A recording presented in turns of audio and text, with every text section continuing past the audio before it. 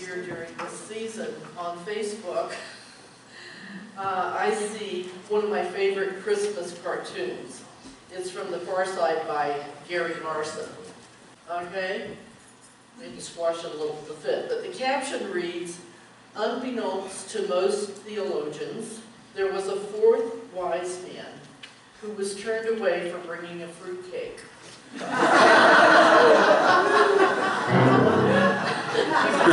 can take it off now. Okay. So today, the gifts we bring, the purpose is to support you and me in recognizing the gifts we bring, not just during the holiday season, but all year round. And so the human condition is that we tend to make, or a lot of people in our culture, make the season about Christmas presents, P-R-E-S-E-N-T-S. Am I right? Yeah. Okay? And they're tangible, material gifts. Nothing wrong with them, but sometimes we put all of our emphasis there. When the spiritual solution is Christmas presents, P-R-E-S-E-N-C-E. And that's the greatest gift that we can bring during the holiday season and all year round. That gift of Christ presence, P-R-E-S-E-N-C-E. So, Unity puts out an Advent booklet every year. And this year it's called Christmas in My Heart, Christmas in My Hands. Isn't that nice? Christmas in my heart, Christmas in my hands. And several stories or articles that caught my attention this year. One of them was a story of a young girl named Chloe who invited a homeless man named Joseph to her and her dog Gilbert's private birthday party for Jesus. And she held it at the church's nativity stable. And after they ate the food that Chloe had brought, she had wished him a Merry Christmas and a good night, Joseph said to her, "I came here looking for something. I'm not sure what, but I found the Christ Spirit alive and well in you. This little stable blessed me tonight, and so did you." What a sweet story. I mean, I think it's a great example of Christmas presents that Chloe demonstrated. So what, for you, what would being Christmas presents, the Christ Spirit in expression, do for you? How would it enhance your life? Anyone? More love and joy. More love and joy. Inner peace. Inner peace.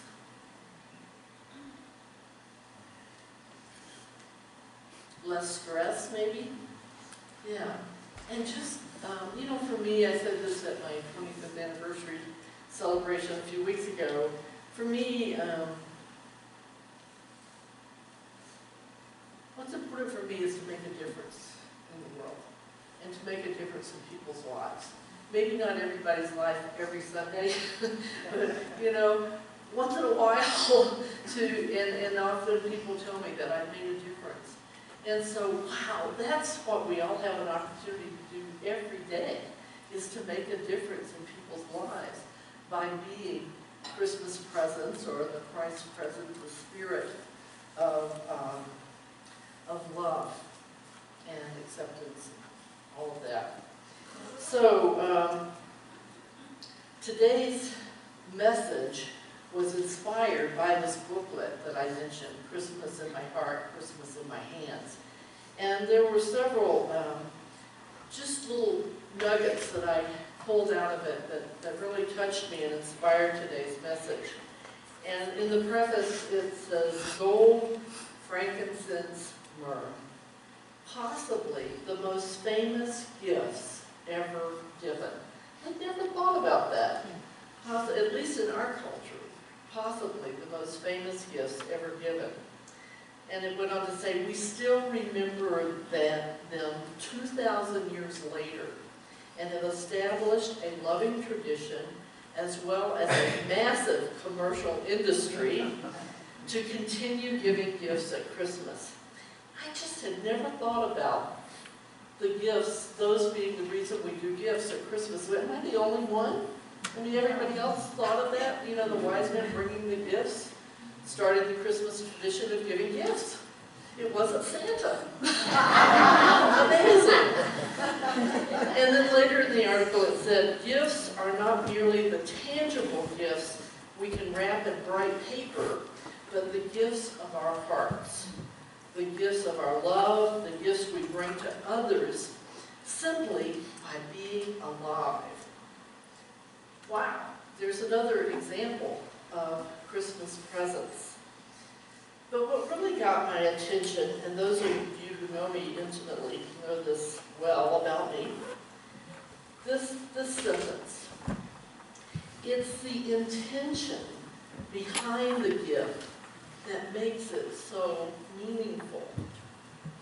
When we give with joy and enthusiasm, we are demonstrating and sharing our love. And I just am embarrassed to admit that when I read that, I realized that I've lost sight of that. And I always get into this funk at Christmas time, and I know it's childhood stuff, spelled C-R-A-P. But anyway, I know that, but it was like I've let that stuff, and I have facts, cloud my joy of giving. But the good news is that I still have some shopping to do. So I can do that. So I just thought, what these wonderful nuggets that were in the Christmas Advent book this year. And my friend and colleague, Reverend David McClure, wrote an article for the booklet. And most of you haven't been around long enough. I know Carolyn has. But David and his wife, Donna, gave up Unity Ministry to move to Santa Fe to open a bed and breakfast. They lasted a year and decided that they'd go back to ministry. But anyway, so they lived, Dancing Ground in the Sun was their B&B for a while, or whatever you call it nowadays, Airbnb. So anyway, he wrote an article too, and it was called What Gifts the gifts we bring. So that's where I got my title for today's message, because it just jumped out at me. And I thought to myself when I saw the title, before I even read the article, I thought, well, what gifts do we bring? What gifts do you and I bring today and every day? What gifts do we bring? You know, when we, in all of our relationships and all of our beings and doings. I thought it's a great question to ponder this time of year. And he says, we're told a story that 3 wise men followed a star to find Jesus after he was born, bearing with them gifts of gold, frankincense, and myrrh. And he says, we don't really know whether there were exactly 3 men, only that 3 gifts were offered. And so, in this time before Christmas, many of you may be aware, in the Christian tradition, the 4 weeks, including Christmas Sunday, is called Advent. And Advent, the word means the arrival of a notable person, thing, or event. And so it points out that all of our attention goes to Jesus, you know? That's the attention we have. And also, you know, the whole Christ consciousness, which is good that we bring attention to that. But he points out that what about the others? What about the other people who arrived in Bethlehem? What about the lowly shepherds? Are they any less notable? What if about the wise men?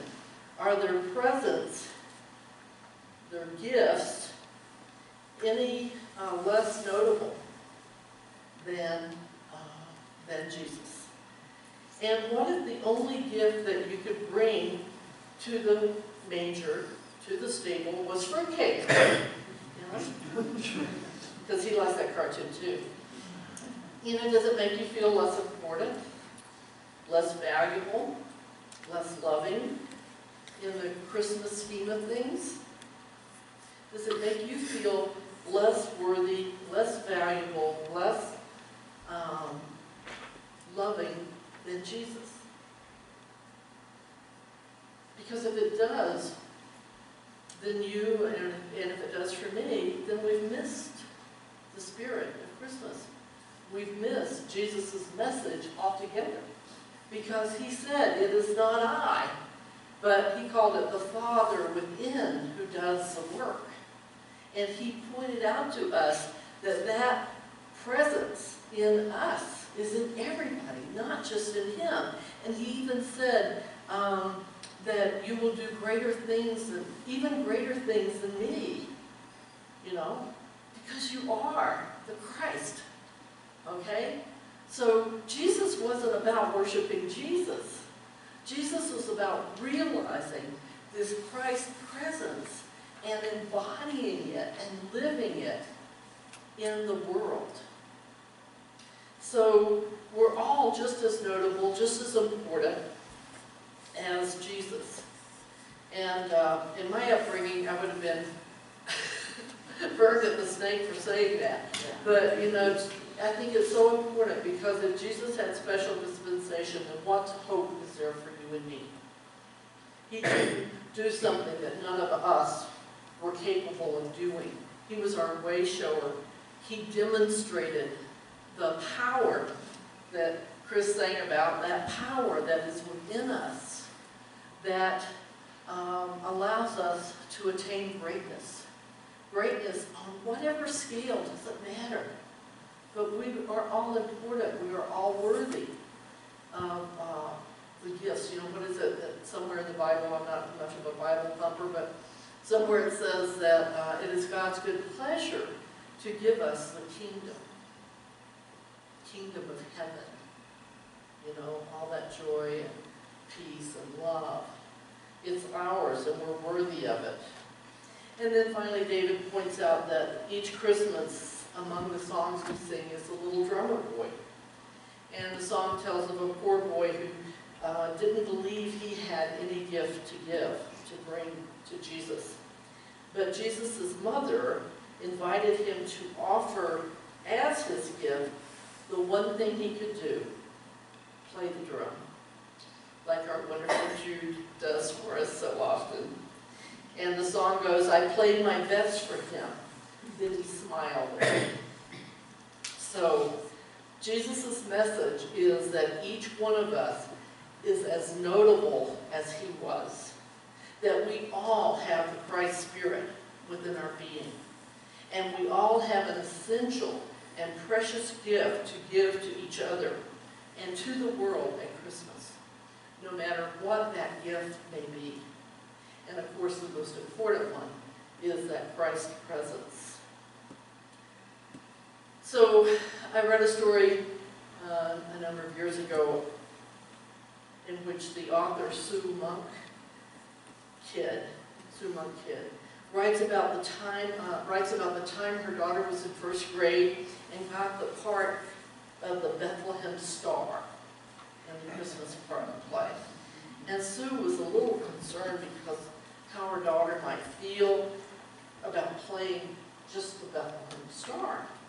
And so, after all, she wasn't going to have any words to speak, any lines, or any real opportunity for dramatic action. Mary and Joseph and the shepherds and the wise men and the angels would be real movers and shakers in the play. So Sue was wonderfully surprised when her daughter came home, excitedly bursting through the door of their home after the play's first rehearsal, wearing her costume, which was a 5-pointed star lined in shiny gold tinsel and draped over like a sandwich board. And Sue asked her daughter, well, exactly what will you be doing in the play? And the daughter, in a full smile, threw out her arms and said, oh, Mommy, I just stand there and shine. Isn't that beautiful? I just stand there and shine. That's what we're we're all being asked to do, to just stand there and shine.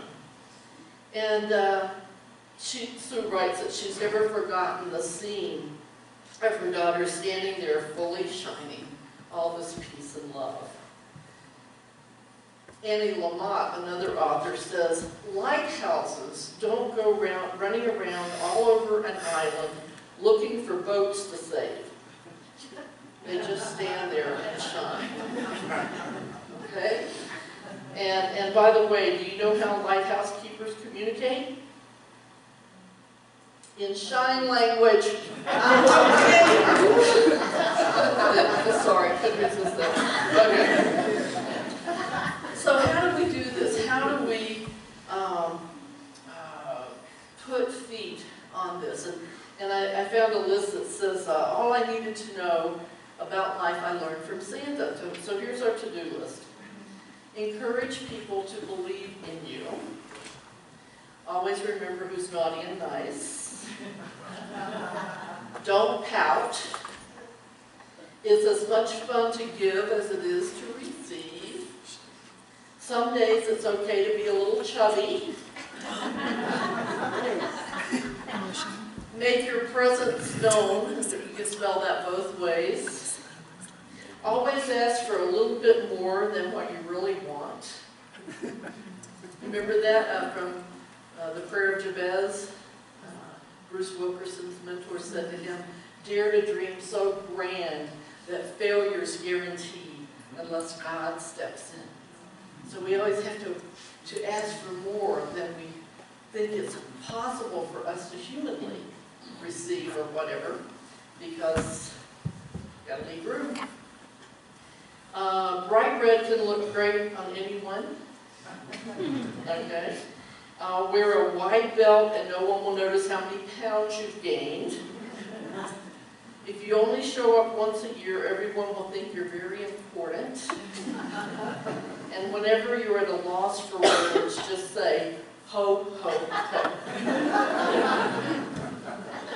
So as we go through the hustle and bustle of the holiday season, remember the words of this prayer.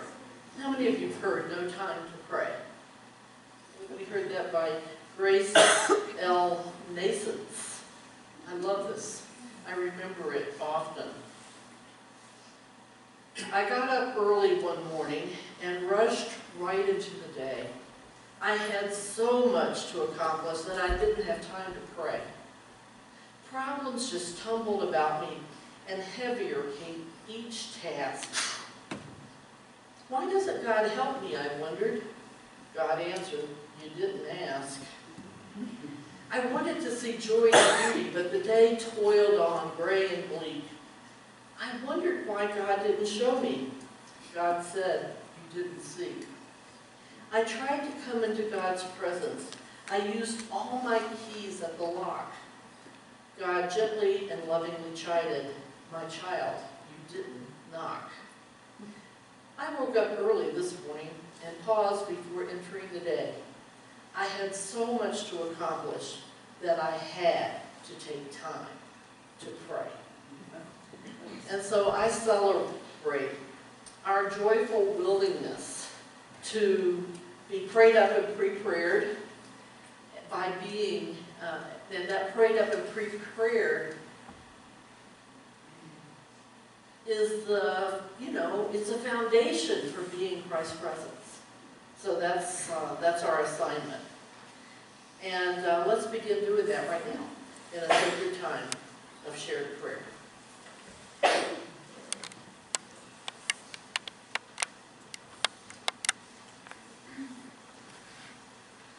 Lost my bowl.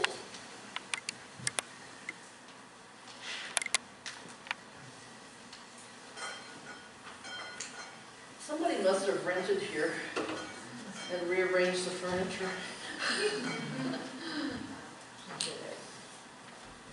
All right.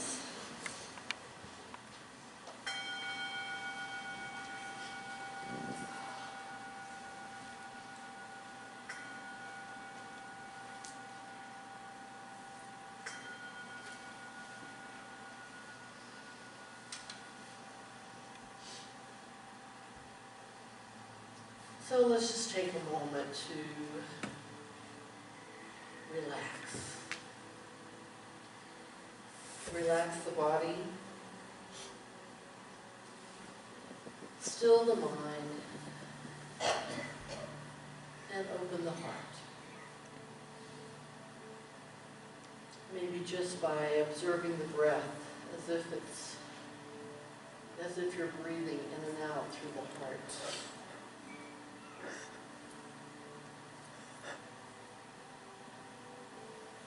Just allowing each breath to move without obstruction. Your every cell and atom of the body, the heart, the soul, the mind.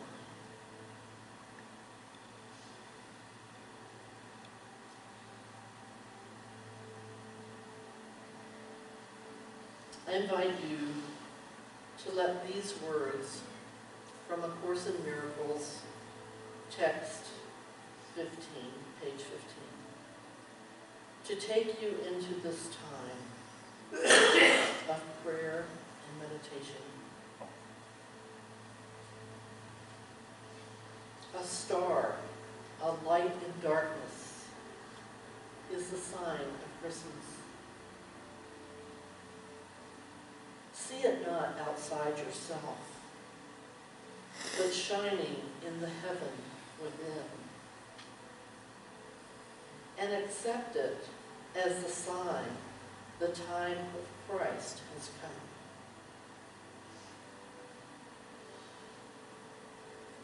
This Christmas, give the Holy Spirit everything that would hurt you. Let yourself be healed completely, that you may join with Him in healing. And let us celebrate our release together by releasing everyone with us. The Prince of Peace was born to reestablish the condition of love. Let no despair darken the joy of Christmas, for the time of Christ is meaningless apart from joy. And let's dwell on this together in this night.